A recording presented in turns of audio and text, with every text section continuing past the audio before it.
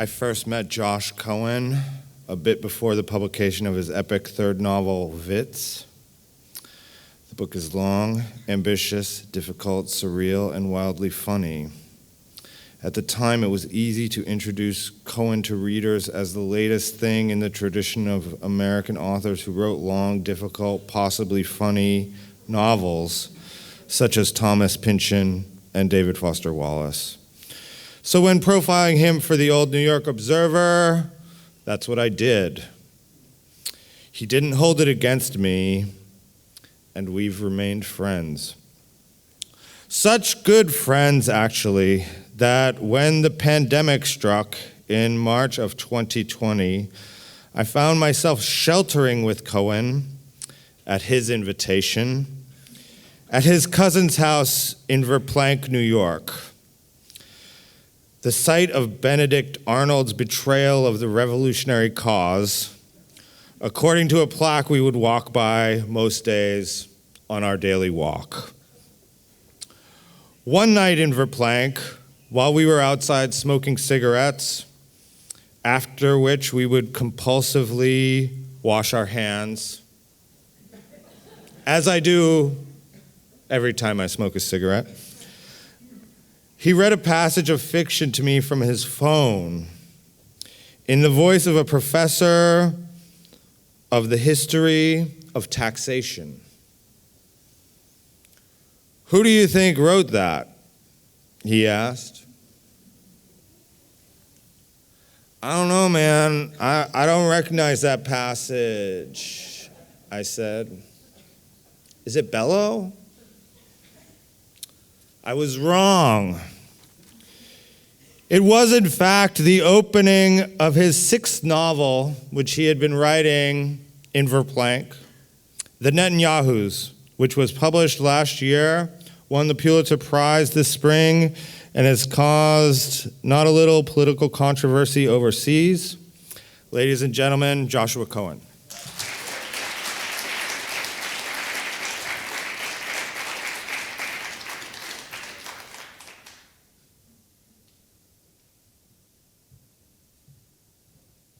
I feel like I need to wash my hands after that introduction, too. Hello, everyone. I'm going to read just a little bit from the beginning of Netanyahus. I'm going to, jump from one thing to another at some point, so you'll forgive that. But I get bored reading the same passages all the time, and I kind of picked one for this moment. But it begins in the beginning. My name is Ruben Blum, and I'm an historian. Soon enough, though, I guess I'll be historical, by which I mean I'll die and become history myself, in a rare type of transformation traditionally reserved for the purer scholars. Lawyers die and don't become the law. Doctors die and don't turn into medicine. But biology and chemistry professors pass away and decompose into biology and chemistry. They mineralize into geology. They disperse into their science just as surely as mathematicians become statistics. The same process holds true for us historians. In my experience, we're the only ones in the humanities for whom this holds true, the only ones who become what we study. We age, we yellow, we go wrinkled and brittle along with our materials until our lives subside into the past, to become the very substance of time. Or maybe that's just the Jew in me talking. Goyim believe in the word becoming flesh, but Jews believe in the flesh becoming word, a more natural, rational incarnation. By way of further introduction, I will now quote a remark made to me by the who shall remain nameless then president of the American Historical Association when I met him at a symposium back in my student days just after the Second World War. "Ah," he said, limply pressing my hand. "Blum, did you say? A Jewish historian?" Though the man surely intended this remark to wound me, it merely succeeded in bringing delight. And even now, I find I can smile at the description. I appreciate its accidental imprecision and the way the double entendre can function as a type of psychological test. A Jewish historian. When you hear that, what do you think? What image springs to mind? The point is, the epithet as applied is both correct and incorrect. I am a Jewish historian, but I am not an historian of the Jews, or I've never been one professionally. Instead, I'm an American historian, or I was. After half a century in the professorate, I was recently retired from my post as the Andrew William Mellon Memorial Professor of American Economic History at Corban University in Corbindale, New York, in the occasionally rural, occasionally wild heart of Chautauqua County, just inland from Lake Erie among the apple orchards and apiaries and dairies, or as dismissive, geographically illiterate New York City folk insist on calling it, upstate. I myself was once one of these city folk, and though that old wisdom is false, that teachers learn more from their students than vice versa, I did manage to pick this up early on: never call Corbindale upstate. Though my initial focus was on the economics of the pre-American, British colonial period, my reputation, such as it is, was made in the field of what's now referred to as taxation studies, and especially for my research into the history of tax policy's influence on politics and political revolutions. To be sure, I never much enjoyed the field, but it was open to me. Rather, the field didn't exist until I discovered it, and like a bumbling Columbus, I only discovered it because it was there. By the time I got into academia, America was already crowded, even American economic history was already crowded, and I've always had a decent head for numbers. Taking on the history of taxes got me out of the ghetto of colonial catallactics, and eventually even out of America itself into the European city-states, feudal tax farming, church tithes, antiquities development of customs duties and trade tariffs, all the way back to the Rosetta Stone and even the Bible, both of which, most people forget, are substantially just tax documents. What else is salient? I wish I knew, but do we ever know? I used to open certain of my classes by paraphrasing Twain, who himself was paraphrasing Franklin, who for his part was presumably plagiarizing Brighton's Untold. Nothing can be said to be certain in this world except death and taxes and the due dates of your papers. I'd like to think that my profession has made me more attuned than most to the selective use of facts and the way that each age and ideological movement manages to cobble together its own tailor-made chronicles to suit its aims and flatter its self-conceptions. From Washington's "I cannot tell a lie" after he took a hatchet to his father's cherry tree, to the prurently cherry-picked film and TV accounts of the Kennedy assassination, which give the sense of the mafia, CIA, KGB, and Marilyn Monroe all meeting up for a planning powwow in a screened-off back booth at the 21 Club. My own version of this choose-your-own history is my academic bio, which can be found online. Forgive an old man his over-explaining. Go to corbin.edu, click faculty, click history department, then click on my name. And you'll find what's basically a reproduction of my CV, rife with only the highlights: the 9 Corbin Distinguished Teacher Prizes, the American Historical Association Historian of the Year Award in 1993, the honorary degrees from LSE and the National University of Singapore, and a fairly up-to-date publication list and bibliography. My books still in print include A General History of Taxation, Taxation Without Representation, A History of America in 10 Taxes, Import Quotas, Export Subsidies, A Journey Through Non-Tariff Barriers to Trade, Embargo, A History, Blood Money, The Taxation of Slavery, and George Sewell Boutwell, abolitionist, suffragist, and father of the IRS. Don't get me wrong. I'm proud of these achievements, or I was trained to say and even to think I was proud of them, mostly because each notch on my ever-expanding accomplishment belt was supposed to bring me farther from my origins, as Reuven Yudel Blum, born 1922 in the central Bronx, to Jewish immigrants from Kiev who had raised me up to the middle class. They made sure I had a good education by sending me to good schools and by berating me in shameless Yiddish when I turned out to be an intellectual. I'm going to skip a second here. I came into the world with a skin that wasn't quite white, but as I grew up, it thickened. In a Depression-era Jewish neighborhood that bordered the Irish and Italian, it had to. The streets off the Grand Concourse were filled with mindless abuse, but unlike some of my peers, I wasn't a fighter. Instead, growing up in the Bronx, I was raised to react to provocations in the style of Jesus Christ, whom I was regularly accused of having crucified. Teased, taunted, I turned the other cheek, hoping for the best, expecting the worst, and understanding throughout that though life was beset by troubles, no relief or revenge and surely no dignity would ever be had by complaining.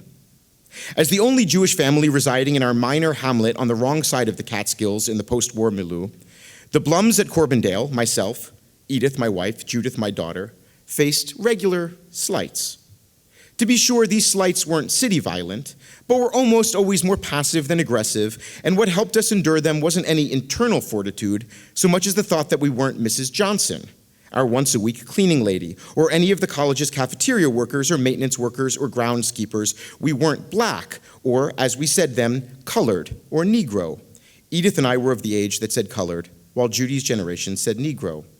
It was never lost on at least me and Edith that the stupid quips about cheapness by the Maytag repairman who fixed our appliances were uniquely soft and ineffective weapons in the annals of anti-Semitism. So much so that to regard them as harmful felt impertinent, disrespectful of the ancestors. After all, the Greeks strangled Jewish newborns with their own umbilical cords. The Romans flayed the flesh of sages using hot iron brushes and combs. The Inquisition used the strappado and rack. The Nazis used gas and fire. Compared to those historical harms, what damage could be caused by a joke like, "How many Jews can you fit in the car?" Or even in under the halatotic breath of Yid, kike. What did it matter that when I brought our truculent Pontiac into the Corbindale garage, the old rosacea mechanic pulled a greasy hand out of his jumpsuit to take my cash up front and pet my head? When's the last time you got those horns checked? More regularly, what Edith and I had to deal with as the first Jews in Corbindale was a constant sort of low-level condescension, the sense that we should feel lucky to be there at all, that we'd been admitted, we'd been given a pass, we were talked down to, dined to, patronized, studied. Our presence was a nuisance to some, a curiosity to most. The opposition came mostly in the earlier days when the Corbindale Golf and Racquet Club would constantly claim to have lost our membership forms, and by the time they started soliciting our membership, we'd lost interest. The constant spring break stream of fellow faculty members who, mistaking my scholarship for practical knowledge, would beg me to help them do their taxes. And the constant winter break parties where Edith and I were treated like drooling deficients who didn't know Rudolph from Blitzen or Donner or what to do with our lips under the mistletoe. It's true that for the first Corbin History Department Christmas party we ever went to, the year before the events I'm about to recount, I was asked by my department chair, the now departed Dr. George Lloyd Morse, to take over his customary role as Santa Claus by donning the costume and distributing gifts. "It was my wife's brainwave and a real inspirational bingo," he explained, "because, you see, you have a real beard like her father had. They were common in his day, but rarer now. Which is a shame, because a real beard I find to be so much more dignified and effective than a fake one. I knew I was smart to hire a man with whiskers, and if it pleaseth the wife, not to mention that with you doing the jolly old St. Nick honors, it'll free up the people who actually celebrate the holiday to enjoy themselves." I recall going around the room dragging my pillowcase sack filled with tiny letter openers, essentially tiny daggers engraved with the school seal, trussed crow bearing olive branch, and the motto, Petit et dabitur vobis. The letter openers kept slicing stigmata into me as I handed them out to the assemblage.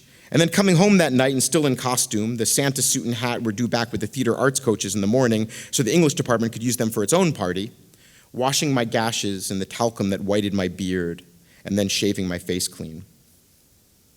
Before I continue, I think it bears remarking that when I began teaching at Corbin, the school had only just gone co-ed, and the sum total of students of color was 0.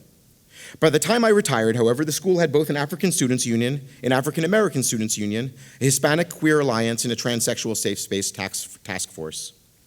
The pep rally cheers that had once travestied indigenous chants, the Iroquois whoop, the Allegheny bonsai, have been canceled. And the statue of the college's founder, the Tammany Hall-connected developer and one-time cadio of the New York State Canal Board, Mather Corbin, which used to reign in the quad without contextualizing qualms, now sports an interactive plaque at its base that calls the man slaving and profiteering from immigrant peonage, quote, incompatible with the college's values, and, quote, problematic. All of these changes are certainly remarkable, and yet the fact remains that the youth today is more sensitive than ever.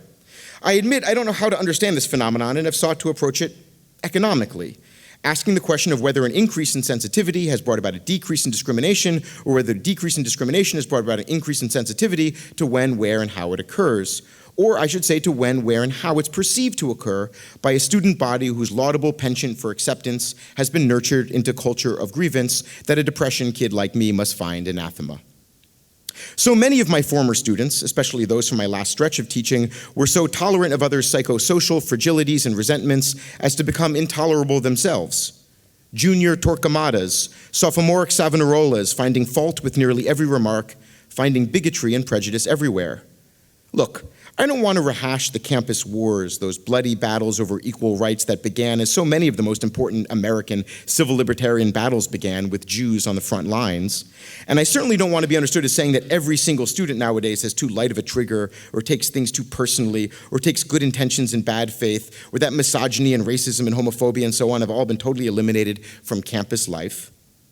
I'm merely asserting that for my generation, a Jew would be lucky to pass as white. The color hated most openly was red.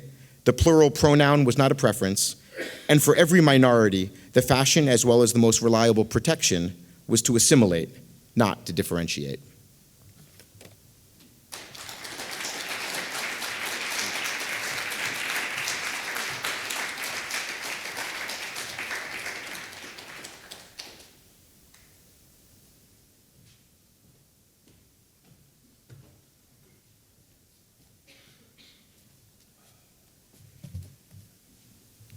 I apologize for the personal nature of these introductions.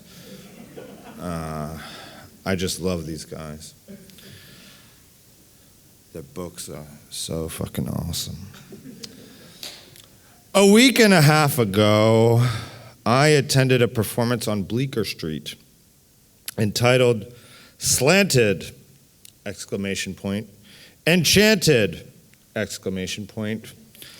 A pavement musical. The experience raised several questions. 1, why were the performers essentially doing karaoke and various post-hippie sway dances smiling so much? Why at the beginning of the show, or 2, why at the beginning of the show did I want to puke? 3, why in the middle of the show was I weeping?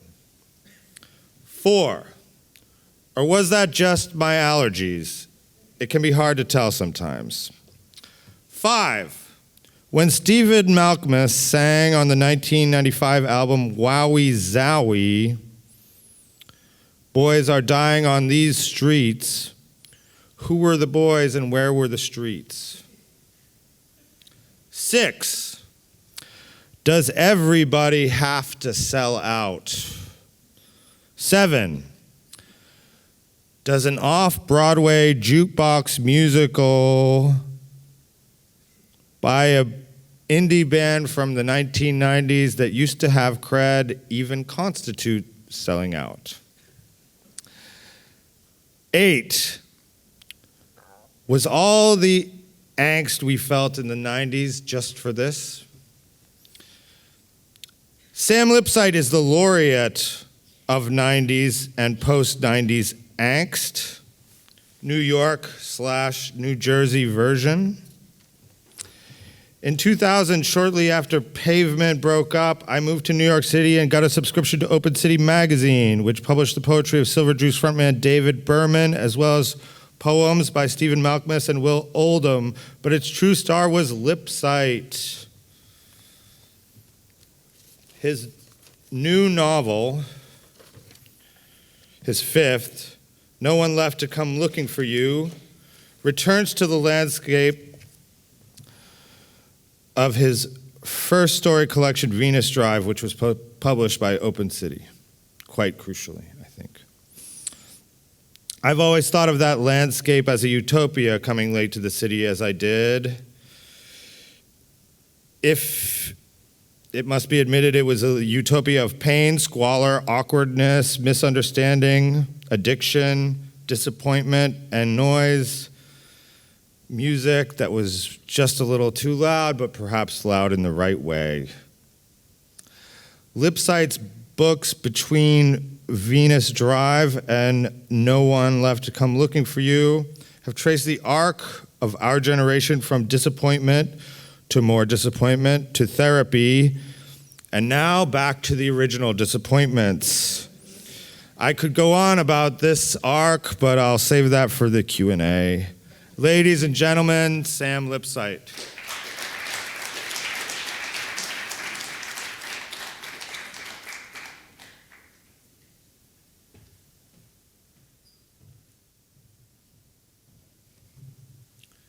Thank you, Christian.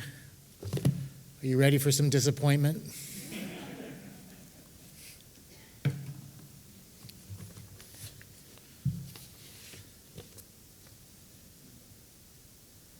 The day after I decide I'm jack shit, the banished Earl steals my Fender jazz bass. Dill Becker at King Snake Guitars wakes me with a phone call before I even know it's gone. Jonathan, he says. I'm Jack now, I say. I stir sugar into a cold mug of yesterday's Bustelo, stare out at my smeared kitchen window, at the brick facade across the air shaft. Jonathan, Dill says, the Earl was just in here with your bass. I could tell it was yours from that little annihilation of the soft left sticker on the headstock. Hey, I thought you weren't friends with those guys anymore. I'm not, I say, but it's a pain to scrape that thing off. Did you buy the bass from him? He didn't have the papers, Dill says. Even if I hadn't known it was yours, I wouldn't have bought it. You've got to have the papers. He left with it? Yeah. Fuck. What's wrong?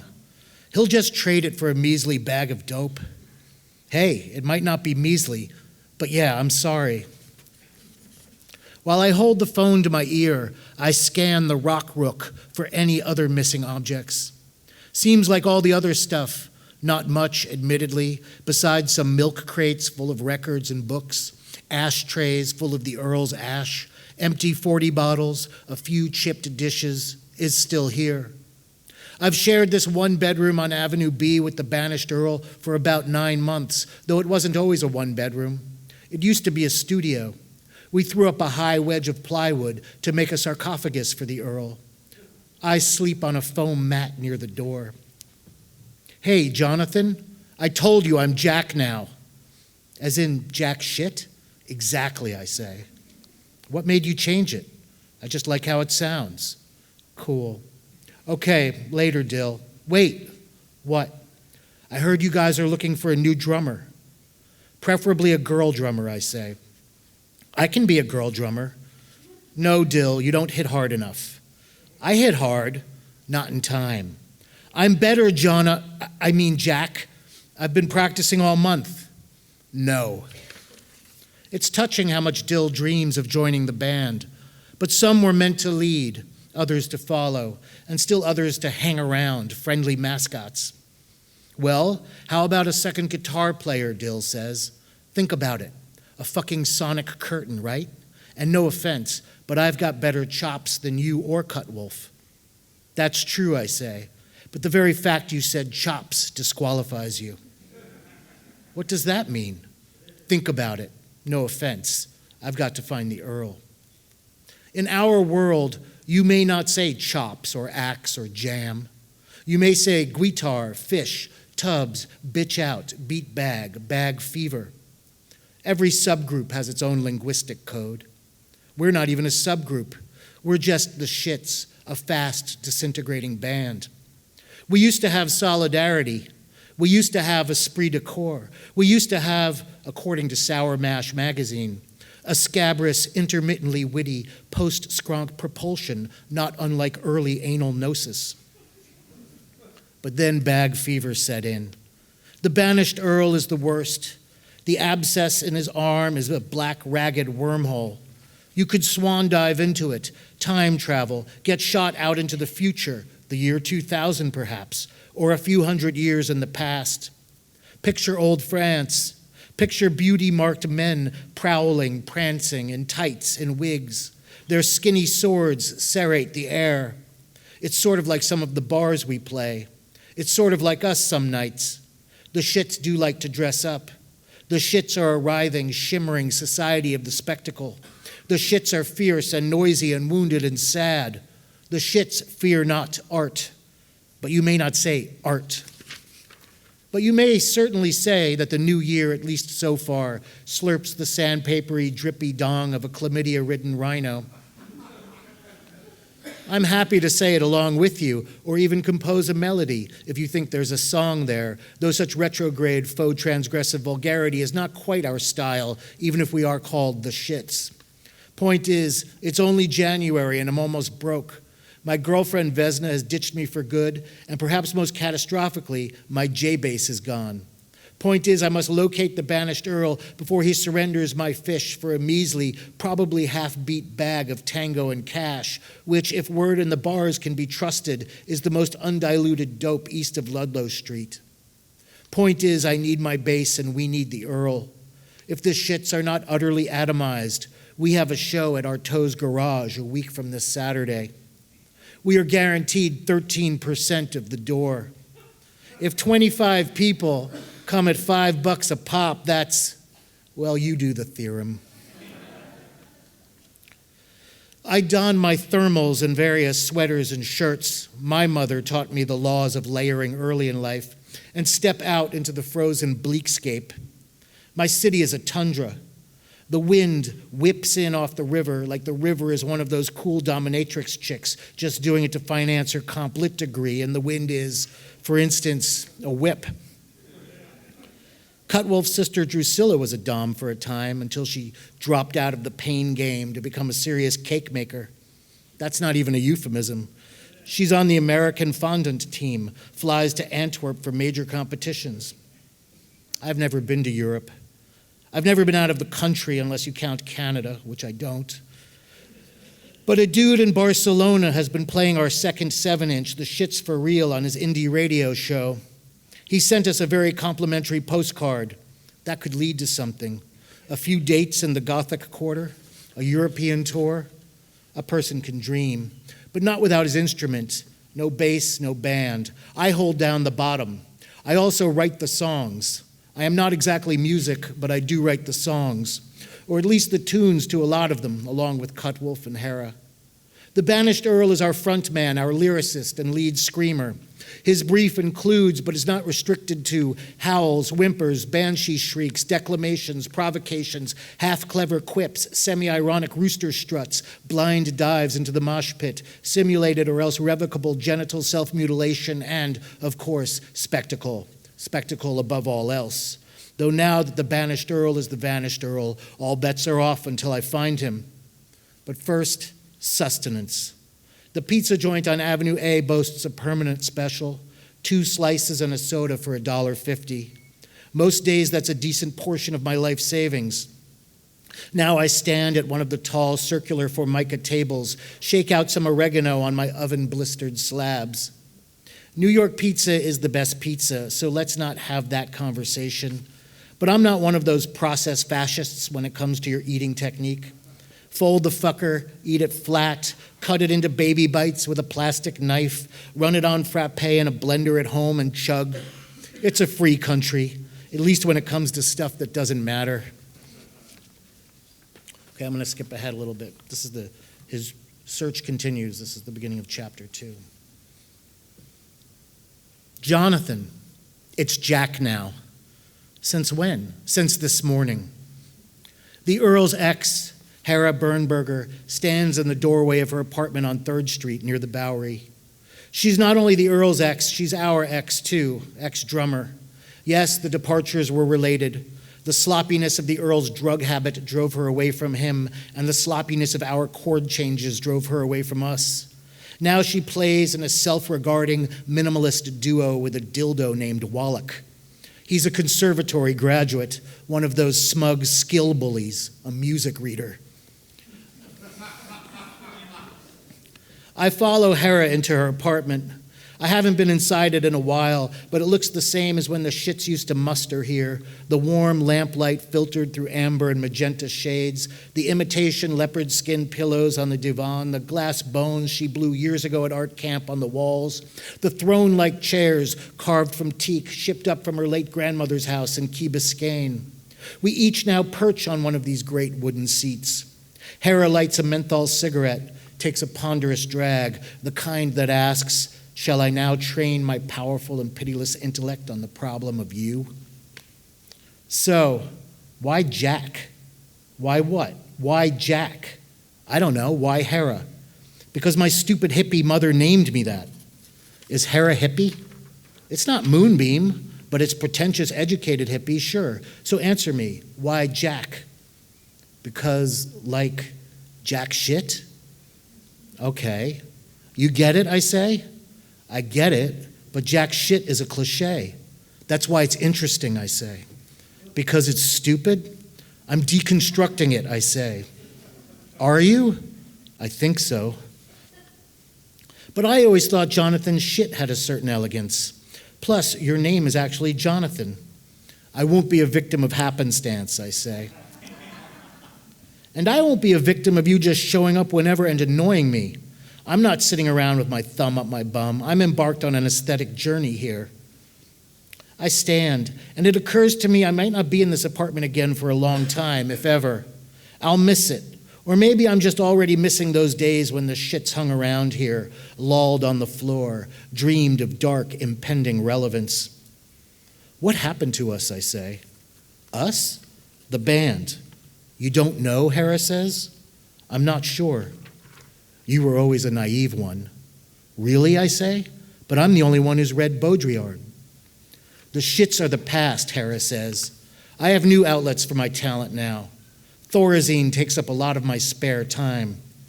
All you have is spare time, I say. Thorazine? That's what Wallach and I are calling our new project. Jesus. It's a different thing, Jonathan. A different avenue of expression. Jack, I say. Fine, Hera says. I wish you the best, Jack. Hera smiles that winning smile, the one full of wry kindness, which, along with her small trust fund, used to be our band's main bonding agent. Maybe Hera is right to move on. Bands, lovers, come, go. How long were the Beatles actually together? Or the original Murder Junkies? I was in the annihilation of the soft left for a year and a half before I started the shits with Cutwolf and the Earl, though I was not a founding member of TAO-TSL by any means. They were one of the most ancient bands on the scene, bitter elder statesmen and occasionally stateswomen who'd paid their dues back in the grimy agon of the 80s when squatter blood dripped off cop batons in Tompkins Square Park and the crooked political pimps of the broken city sold New York's ass block by block to the fat fuck real estate barons. Or at least that's how the band's songs explained it. The annihilation of the soft left had been through about 17 players. The last original member was the seared crust of a dude with the nom de rock Toad Molotov. Some considered it a rite of passage to play in Toad's version of the band, to study at his combat boots, as it were, listen to his harangues about, you guessed it, the soft left, or pretty much any political tendency that failed to smuggle up to his vague, often contradictory but severely enforced ideology, one characterized by Hera as anarcho-bewildered. To watch Toad munch a revolting quantity of his beloved mint jelly sandwiches, swill Cuervo Gold, and scratch unrelentingly beneath his fatigue shorts at his hairy legs and crotch was to come of age in the rock underworld. I apprenticed myself to Toad and learned the classic numbers. Fire in Reagan's urethra, dishonorable discharge. Mommy got screwed by the system and knocked up with me. Annihilate the soft left, which Toad always reminded us was the band's mission statement and so could be forgiven its melodic shortcomings. The songs were rousing in the briefest bursts and not very complicated. They were also remarkably similar. Toad said he'd written most of them in a single morning 11 years earlier after ingesting something he referred to with cryptic reverence as a meth burrito. Truth is, despite our roots in the annihilation of the soft left, the shits are pretty soft ourselves. We're not from the streets. We are each of us semi-misfits from one middle-class suburb or another, except for Hera, who hails from serious money. Her father is one of those junk bond guys, almost went to jail. The rest of us are usually broke, but there are family basements with fold-out couches flung across the American empire. New Jersey for me, Long Island for the Earl, Ohio for Cutwolf, for us to flee to in case of utter collapse. These are the couches of last resort. The shits are pretty left-wing, I guess, but our irony smothers our politics. I know this makes the older types crazy. It even made Toad crazy. People think we have no beliefs. Trust me, we do. They're just tiny, fuzzy, fragile things, like fresh-born chicks. We do all we can to protect them, to feed them plump, life-sustaining kitsch worms, and keep those greedy killers, the fucking baby boomers, at bay. Besides, what exactly are their beliefs? Dancing to the worst Fleetwood Mac song while balloons flutter from the rafters? I once wrote a song for Toad about a certain strain of former flower person. It was called Deadhead Fuck, and it went like this. Deadhead hippie fuck, living on the corporate suck, out of time, out of luck, deadhead hippie fuck. Toad vetoed the tune, said it was too obvious. This from the man who wrote Intercontinental Ballistic Butt Plug in Caspar Weinberger's butt. Still, he had a point. Protest songs are not my strong suit. I may not have a strong suit, but I do possess a willingness to flash freeze my testicles on this desperate quest to reclaim my fender and save the shits from oblivion. That should count for something. I lean on Toad's buzzer, but there is no answer. It's too cold to linger. I head across the street to the Pinksk Diner, order a coffee, scratch out a potential set list for next week's show on a napkin. The man went out. Spores. Invention of the shipwreck. Orbit City come down. Bag fever ain't gonna break. Orange Julius Rosenberg. Horsed with no name. Hey, you're in that band. I look up at the woman on the stool beside me. She's about my age, wears a crinkly polyester nurse's uniform, her greasy hair pinned back with plastic barrettes. Her wide face and insect green eyes look familiar. Who wants to know, I say? Me.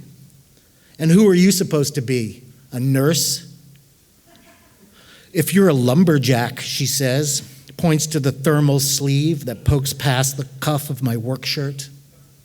It's called layering, I say. Thank you very much.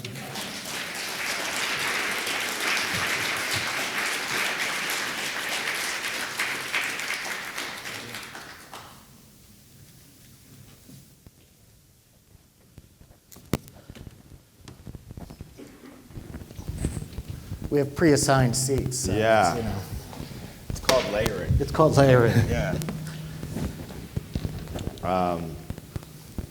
Fellows. All right, Sam, I'm going to start with you. We'll talk about time at first. And whereas your previous novels have kind of traced the arc of aging protagonists, Yeah. with this one you've returned to the 90s. It's like 93 or so? Yeah, it's 1993. Yeah.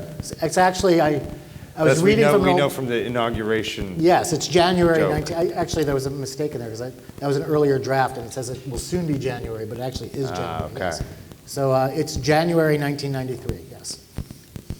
All right, so why did you find this a propitious time to be writing fiction about that era, whereas your last four books have kind of traced characters aging along with you and our generation?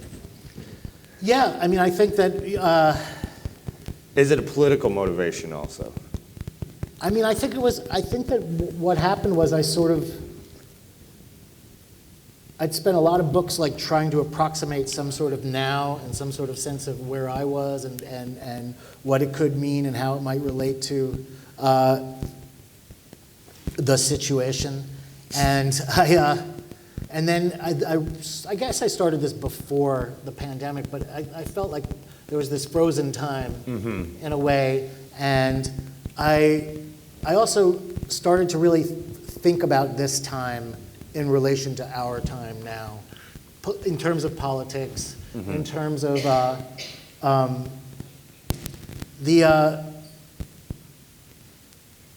I mean, I don't know if people remember, but the early 90s were kind of a grim time. People don't feel that way right now, but there was this kind of, even though there was the triumphalism from the Cold War. From the Cold War and from... I believe in an earlier book of yours, you say, what character says that we had dick-smacked the Soviets. Dick-smacked the Soviets, That's at the opening of the Ask. Yeah. But I think that I was feeling this, yes, I was feeling this sense that there's that triumphalism, but if you were young in the 90s, you were actually feeling a lot of despair about what was happening. And I was feeling a similar despair, I guess, around 2019. Okay. And then I just also was very interested in writing a book revisiting that time now. Not trying to, I think you're right, Venus Drive I was kind of fresh off of some of those experiences. Did the book come out in 99 or 2000? 2000. 2000, yes. But it's very much episodes of the 90s. It's episodes of the 90s. In Jersey and downtown. Yeah, and I'm still sort of, I'm still shaking, I think, in some ways when I wrote that book from that stuff. And now I wanted to revisit that, not just those times, but that way of thinking from, this perspective of having, 20 years on it. Has anyone ever approached you to make Venus Drive into a musical? I'm waiting. I have some good ideas. Yeah. Josh, another question on the subject of time. If somebody asked me, which do you think Josh Cohen would do first, a science fiction novel or a historical fiction novel? I probably would have said the former. But then you go up and write a book set in the early 60s, mostly, although I guess it's recalled in retrospect by Ruben Blum. So why, I could, as a critic, you tell me what brings you back there? Aside from the and tell us about the originating anecdote from the Blum's real-life counterpart, Harold Bloom. This is like a interesting moment because you know exactly how depressed I was because we were in a house together. Yeah. It was just us. Yeah. And I was, yeah. And I found myself doing the two dumbest things, right? And I don't just mean living with Christian in a house upstate and and washing my hands. Well, you also put alcohol on your hands a lot. Oh, totally. On my skin. You're right. Especially you did it at gas stations. I have to say he knew COVID was bullshit from the beginning. Guys. But Josh had this practice of we'd stop for gas on our way back into the city or to get groceries or something, and he put alcohol on his hands, and I guess alcohol and I associated it with cigarette lighters, and I'd also smoked. I thought we were all it was all pretty dumb. I thought we were all going to go up in flames before we got COVID, which you did before I did. But so a number of times. No, but I was thinking, I found myself doing the two dumbest things that I could think of, which was, and things I hate, which is I was writing a historical novel and I was writing a campus novel. And I hate campuses. History, still the nightmare from which we're all trying to wake, right?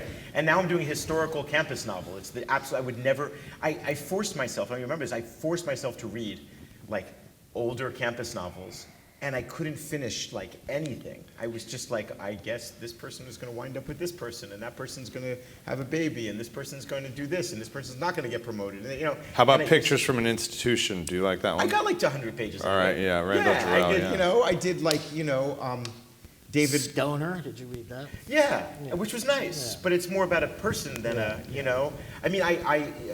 what was the joke is like if you were going to make a name for a retirement home for Yiddish writers, you would call it David Lodge. So I made it through half of David Lodge, right?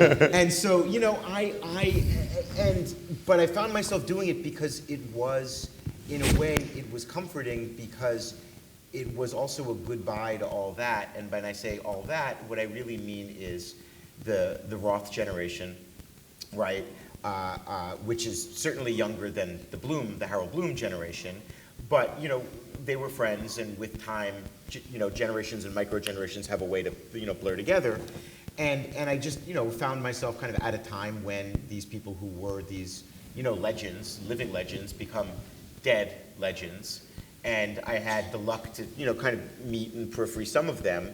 And I wanted to figure out what these people who I knew were going to haunt me for the rest of my life, and that I would hate and resent for the rest of my life, in the same way that the rest of our lives are going to be spent reading boomer obituaries. Yeah. There's going to be the week of, the 2 weeks when Dylan dies, the 3 weeks when Mick Jagger dies. We're going to have to fucking live through these obituaries forever, right?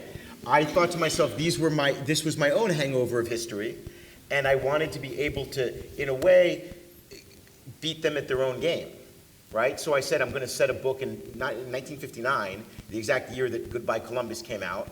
I'm going to try and do all of these different styles, but I'm going to make it politically about the very political fact that they ignored. Yeah, and I would also add that by putting the Netanyahu family in there, there's an element of science fiction in there too. It's an alternate reality. Yeah. So you wrote a campus science fiction historical novel. Yeah. Thanks. Moving from fiction to reality. Please no. I do want to ask you, Sam. I didn't refresh my memory via your Paris Review interview where I know this comes up, but you had some experience as a rock band member and performer. Yeah. Could you tell us about that? Well, I did. Just so we can check your authenticity. Check your authenticity at the door. I was the lead screamer in a band called Dung Beetle in the early '90s, living down in the places where this book is set, and so I guess I'm exercising some demons on some level writing this as well. I don't think that you can write a book from the perspective of the front man. Yeah, so it's got to be the bass player. Are there any frontman books? Isn't there like a novel by like either a narrator who's supposed to be either the drummer for Liz Phair or maybe the drummer for Cracker? Camden Joy, do you remember that guy? Oh, I remember that guy. Yeah. The last. I read those books avidly. I read those books avidly when I was 23. Yeah. When I read, same time I read Venus Drive, they were probably next to each other on the shelf. So I mean, I was drawing on some of that stuff, but I had to shift a lot as well. Mm-hmm. I mean, do you think the general? I haven't seen this new documentary, which is more about the 2000s rock, me in the bathroom, but I noticed James Murphy is one of your blurbers. Yes. Of LCD Sound System. Well, I'm impressed, man. He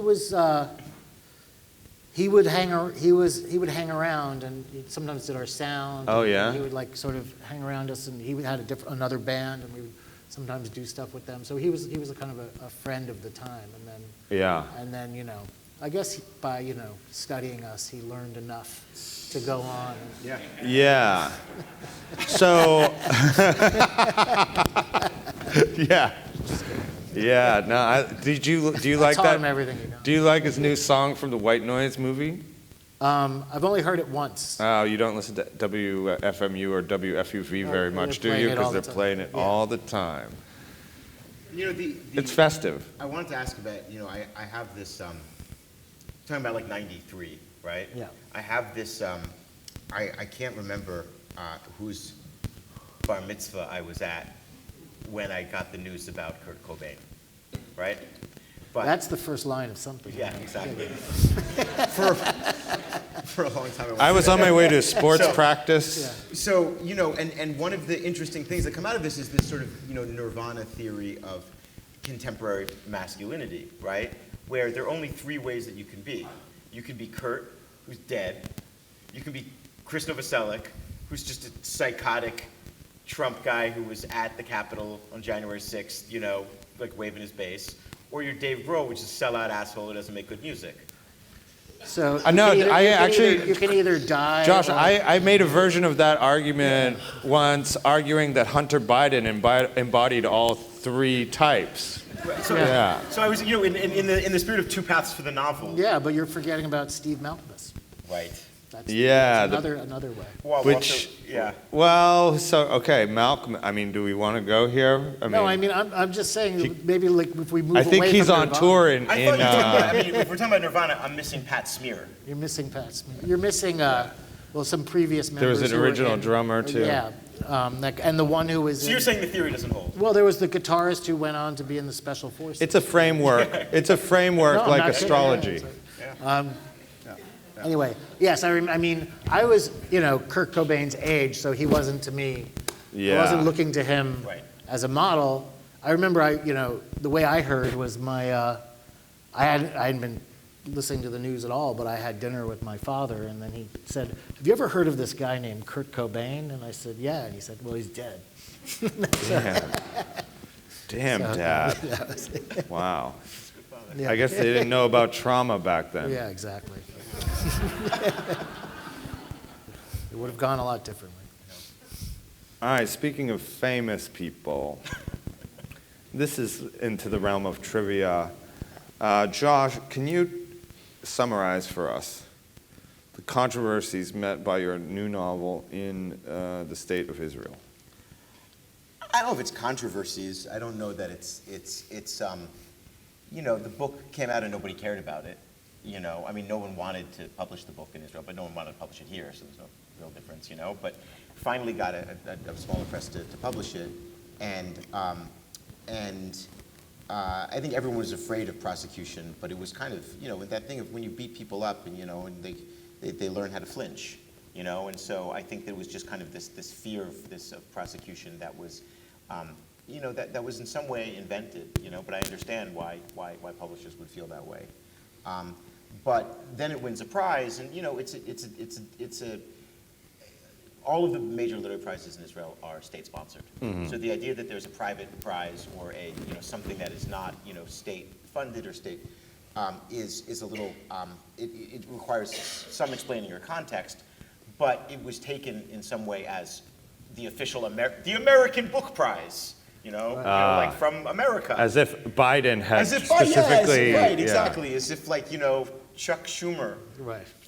drives to my house and puts down his window and hands it to me, and With an oversized check. with an oversized check, right, and That would be more of a Trump move, yeah. right, and the balloons fall when the Fleetwood Mac song plays. But so there was a lot of then response after this prize of this is the American ambassador in Israel said hello to me and wanted me to come and meet him, and I met him, and there was this sense that this was, and then the embassy had to put out a statement saying this was not an official endorsement of the U.S. government of the views of this book. The ambassador was merely congratulating an American citizen, blah, blah, blah. And then basically nothing happened until Ehud Olmert, former prime minister, who actually did serve jail time, was involved in a defamation suit with Benjamin Netanyahu, because he called Netanyahu and Netanyahu's wife Sarah mentally insane. So part of the way they're more British as a former colony. The libel laws are closer, the defamation laws are closer to the British libel laws.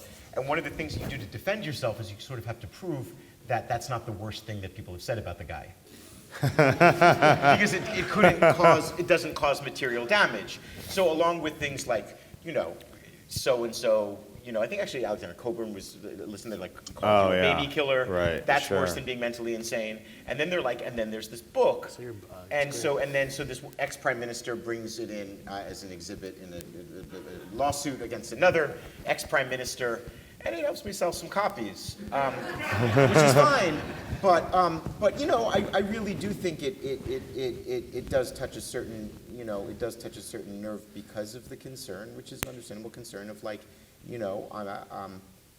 how a country is reflected or looks abroad, right? And especially with the idea of how representational is this of in quote unquote American Jewish community, which is seen as deeply monolithic there, just like Israel is seen as monolithic here. And so it's really fun going somewhere and being like, yes, I represent all Jewish American opinion. They all think exactly like me. Just trust me. This is just, we all got together and, And so yeah, it was fun playing that. What did Netanyahu himself say about the depiction of his mother in your book? Well, he was asked he was under oath, which of course matters to a guy like him. Yeah. So he was under oath from, judges that he's probably soon going to deprive of jobs. And he was asked if he read it. He said he flipped through it. Then he was asked again if he read it, and then, or when did he stop reading it, at what point, and he said that he stopped reading when his mother appeared because he said, the quote is, "My mother spoke perfect English." Unlike your version. Unlike the character where I Because had to speak perfect yours is a fiction. And I think it's beautiful. I think everyone's mother speaks perfect English. If you have a mother, she speaks perfect English. I hate to bring up politicians again, but Donald Trump appears in your book a few times, or at least is mentioned a few times, threaded through conspiracy-minded aspect of the murder mystery. No, yeah, he reads chapters, as I recall. We didn't just write on a Sharpie like, "Thanks, Sam." I think his first appearance is on television where he's being interviewed by a journalist named Robert Lipsyte. Yes.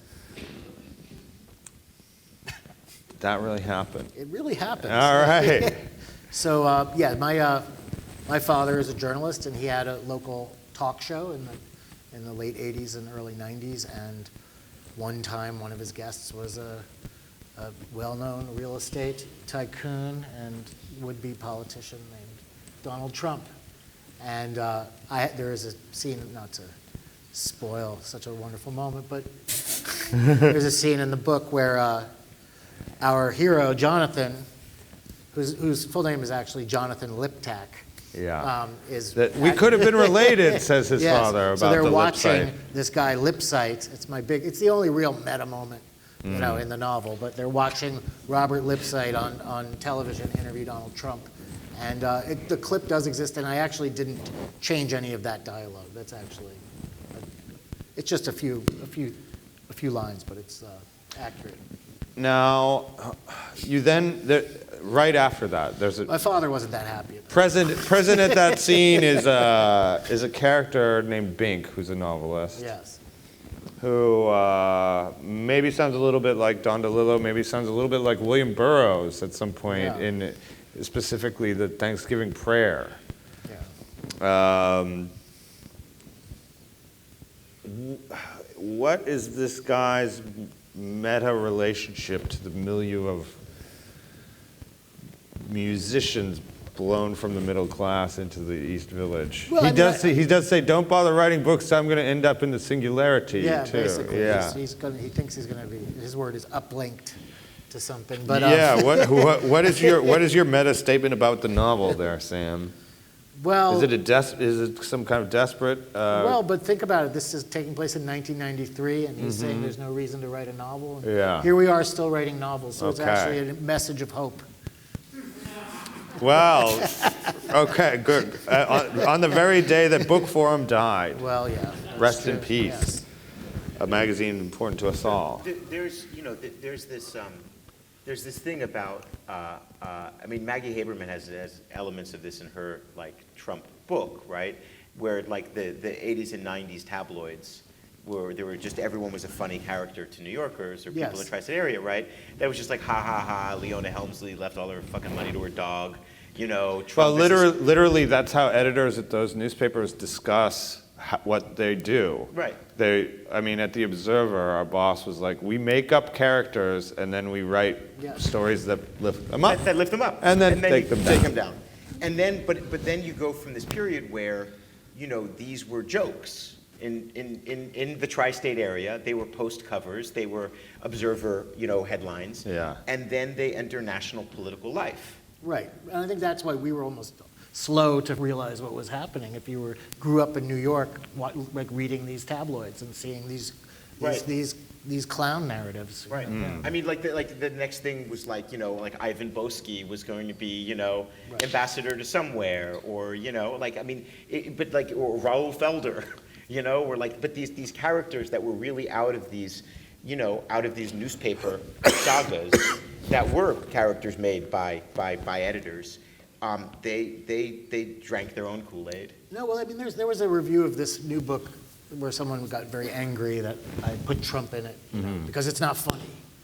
Oh, what do you mean? Trump is the not funny part? Yeah, like you can't. I thought it was kind of like you funny. can't do and that. you're at the Woolman ice rink? Like, Yeah, that's funny. But it was like, you can't do it, it's not funny, you know. And but my point was exactly what Joshua was just saying, was like, this is, you know, I wanted to look back at the time when that character was being created, and we were all kind of complicit in it, and that was a very specific way that people were depicted, and I was actually, you know, there's a scene where he shows up, and I was actually in a situation just like that. With Jeffrey Epstein, and who also shows up? Not with Epstein, but with Trump. But yeah, I mean, these people just kind of would sometimes glide past you in life. Yeah. If you were at if you were somewhere a little above your station, you know, they might glide past you. Oh, yeah, that's how I met Ivanka, being her husband's employee. Yeah.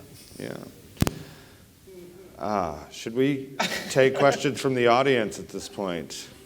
And how do I can't really see them, so does anyone have a question?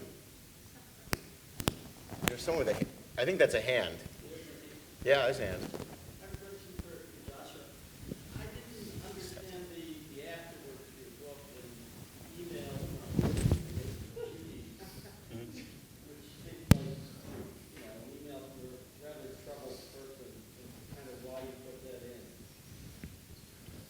I got to end a book somehow. No, I mean, honestly, I tend to think, you know, there's this quote, and I love that it's attributed to like 10 or 12 different writers. I think probably the one that the clearest is the German poet Novalis. He says that every book has to contain its counter book. And I really believe that. I think that I couldn't write something unless I wrote something inside the book that just says, this is a dumb book, you should have done it the other way. Everything you believe is wrong. And that's what I try to do in that afterword, in a way. And I think, first of all, I think that it keeps me honest, right? And it keeps me from being a demagogue of my own opinions. It allows me to, you know, to inhabit different political worlds that are within me, but don't always get expressed, and it does express my doubt. I do think I can't quote that line exactly, but I do think the planet's fucked, the machines are taking over, no one cares about Jews anymore, and that the ones that they do care about are probably going to be on the wrong side of whatever history is left, and there's not much left. So, you know, there's a part of me that does, you know, if not agree with all of that, have significant amount of sympathy with it. But I also know that if I woke up every day and that was my primary or founding sympathy to the day, I would never get anything done. So it goes at the end. Did you ever think about just making a fictional email instead of actually using? Oh, you thought that was a real email? Thanks. Yes.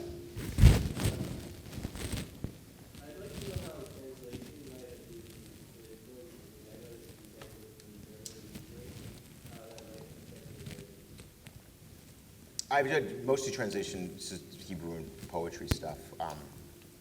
How does it?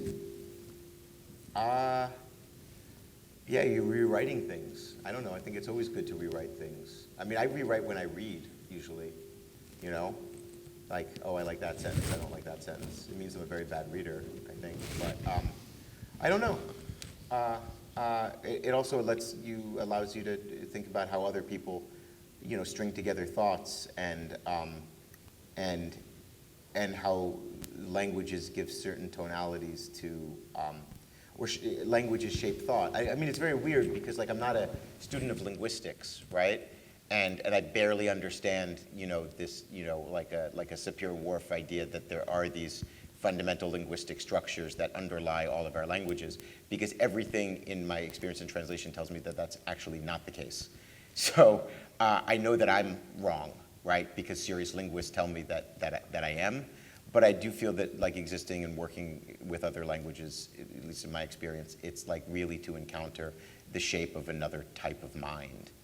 And suddenly all these avenues just aren't open to you, but other ones are. And I think it frees me up to do whatever. And also, if you do it from a small language that no one really cares about, you can steal a lot of shit and nobody will notice. There's no such thing as a small language, Josh, and everybody always Albanian notices. says this. Yes. Anyone else? Next. Is there? Yes, right there. I have a question for Sam, since this first book of yours is coming out with when this set.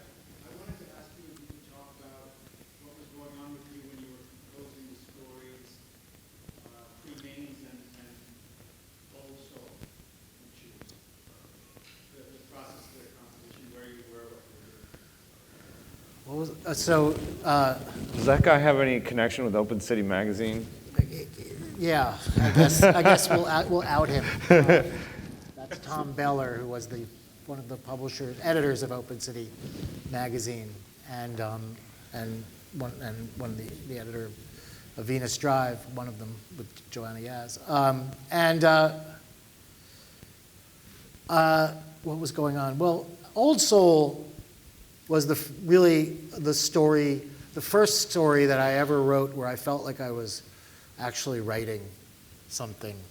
I mean, I'd written my whole life, but I'd gotten to, a place where people could pat me on the head and say, oh, you're so talented, oh, you're so smart, oh, good story. But I knew it was kind of bullshit. And I'd sort of kind of gone through a lot of things. I'd played in this band, and I'd really tried to really devoted myself to writing again for years, and I'd really stripped myself down and tried to relearn everything I was doing, and everything was mannered and horrible and stuck, and I just couldn't write a decent sentence, and everything felt like borrowed and stolen from an obscure Hebrew writer perhaps. But I was just nowhere, and then finally one day I started writing.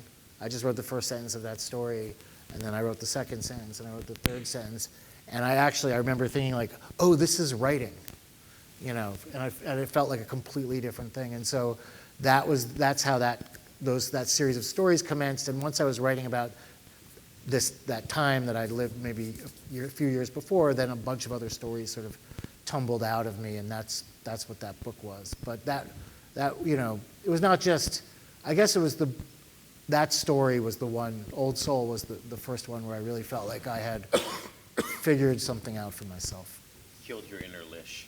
Killed my inner Lish. Yeah, I was going to say well, that. I'd studied with Gordon Lish, and I feel like I had to go through it and get to the other side and shed him, which was always his message. If anyone was listening at the time, he would always say you got to get rid of me at the end. Yeah. You can't. Yeah. You can't, and the people that couldn't were the people that never really figured it out. You can name names. One time while I was interviewing, he said to me, Lorentzen, I looked at videos of my classes from 10 or 15, 20 years ago.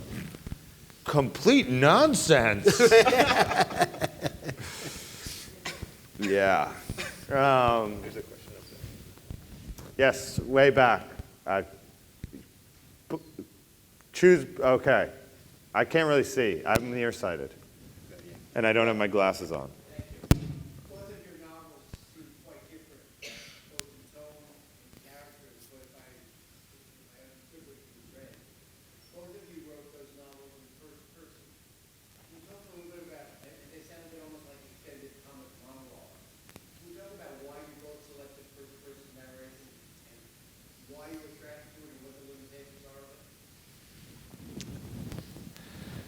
You want to take that? You want me to take that? I mean, you're really good at it. I remember with Sam's last novel, there was a certain critic who said Lipsyte's transition to the third person is quite jarring. Yes. Or something like that. I mean, yeah, I've done it a lot. I've stayed in the first person a lot, and I made a jarring transition in the last book. That's true. Yeah, I mean, I I think that people feel more comfortable in one or the other generally, but it's good to try everything at least once. I actually just published a novella in the third person, but it's interesting you said, I do feel I'm in like a comic novel tradition when I'm especially in that mode, and I am a great fan of stand-up comedy, but I also see that it's two very different tasks to be funny on a stage doing a stand-up routine and funny on a page where all you have are syntactical combinations. And so but I am interested in voice, and I am interested in capturing this kind of flow of utterance that will reveal a character or a story or a time, and once I'm in it, I just get excited about continuing it. One of the ways it seemed to free you up in Hark is that you weren't always tied to one central consciousness, Yes. and how that consciousness came into that information. Yeah. You could just leave certain characters behind and do. Yeah, and you can do the similar things in closed third. You don't Yeah. really have to be in first person. Yeah, I mean, I'll say I mean, I agree with everything you say about the flow of it, the ease of it, the connection to speech, the rhythms, the breath rhythms, the rhythms of thought, but then the way in which once you it's not transcribed speech, there's also the shaping of it on the page and so on. So most of my answer is just his. Like if I had anything to answer to it, to add to it, it would be that I'm interested, and I think many people are also interested in this element of first person that you don't necessarily notice that often, which is, I guess, like a chain of transmission or provenance of a story. It's, how do you know the story? Like, who do you know it from? Like, what's the occasion of the telling? Like, who are you, maybe not who you're telling it to, but like, where did you get that information? And I think so much of our informational life is about sourcing. Even people who aren't journalists are just talking about being well-sourced. I had well-sourced greens the other day, and Or were they locally sourced? I don't know. They were expensively sourced, but there is this part of the, some reality hunger, to use a phrase I didn't want to use, of this. It is about, where does something come from? And I think that for me, I tend to not think about first person or third so much as I think about, or the character and how they know something and why they're telling it. Because if I can understand why they're telling something, then I can write it, because that gives the urgency, right? And so the base is it's the MacGuffin, but you need some. I feel like I need something of that urgency, and in third person, it's very difficult to manufacture that urgency in a way that seems believable nowadays, because we have less leisure. And there's less a sense that there is a God with all-seeing eyes and ears that's looking down on everything and surveilling all of us and can transcribe it for us and channel us through different consciousnesses. There's a question of, why are you telling me this? Where is it from? How do you know it? Tell me now. And if I get bored by the second paragraph, we're done here. Yeah, it's almost when you have that omniscience, you're like thinking, I don't trust this station. Yeah, this station's too smart. Yeah, where it's biased. It's biased. It knows everything. That's why it's biased. Unmoderated. Yeah. Yes, right here. Hey, just have a question for the deputy, because I imagine you probably have to submit that at some point. There's a thing you said, Joshua, earlier, about COVID, specifically. And it was just... I know I'm going to love this question. No, just to call him bullshit on the stage. But it's just... He's very good at hyperbole. No, which is wonderful. Yeah. It's shocking to hear it from someone on the left. Yeah. And which brings me to my question is, how do you write about, there's no agreed upon truth, really, at the moment about COVID. There's factions, and so there's not any great writing about it. How would the two of you predispose to a certain Soft left. Soft left. Yeah. Well, kitsch particles fed into the, yeah. Bush era Democrats. Yeah. Yeah. But yeah, how do you write about that? How do you go about writing about it? When there's no empirical truth at the moment. Well, I mean, I think that fiction writers are pretty good with living in a world without empirical. Yeah, I mean, I think what you're writing about is navigating that fact. Yeah. Yeah, I don't know. I mean, I certainly don't want to write about COVID, you know, but you know, how do you write about ambiguity or like societal friction or societal dysfunction and relativism? Like, I mean, I think that's actually the art of the novel, right? The art of the novel is to put yourself into the consciousness of someone who believes something, right? And then in a way find out how they got that way or why they are that way or how that way changes. And I find that, you know, I mean, I find that to be an exercise in, you know, metamorphic empathy, right? So I think the problem is that most people don't put themselves in the heads of people that they disagree with. And I think if more people, you know, spent their time, you know, imaginatively inhabiting something that they would otherwise recoil from, I don't want to say something as stupid as the world would be a better place, but that person would be a more empathetic person, and there would also be a greater opportunity, I think, for self-reinvention, because we're not all then backed into our corners and have to answer for opinions to which we're tied to like an anchor. Yeah, I mean, and even if you don't believe in empathy, you should know your enemy. Right, yeah. Yeah. I should hasten, I think, at the time, I should add to clarify, at the time Josh was talking about, what I thought was that it was not necessary for me to wipe down 2-liter bottles of Pepsi that we got from the bodega around the corner from the house in Verplank where we were staying, because I didn't really believe in surface transmission. Right. And I was right about that. And that guy's story about the deli was amazing. We did hear, yeah, you want to tell the story and then maybe, we'll tell this last story and then we'll say goodbye. Where did he own the deli?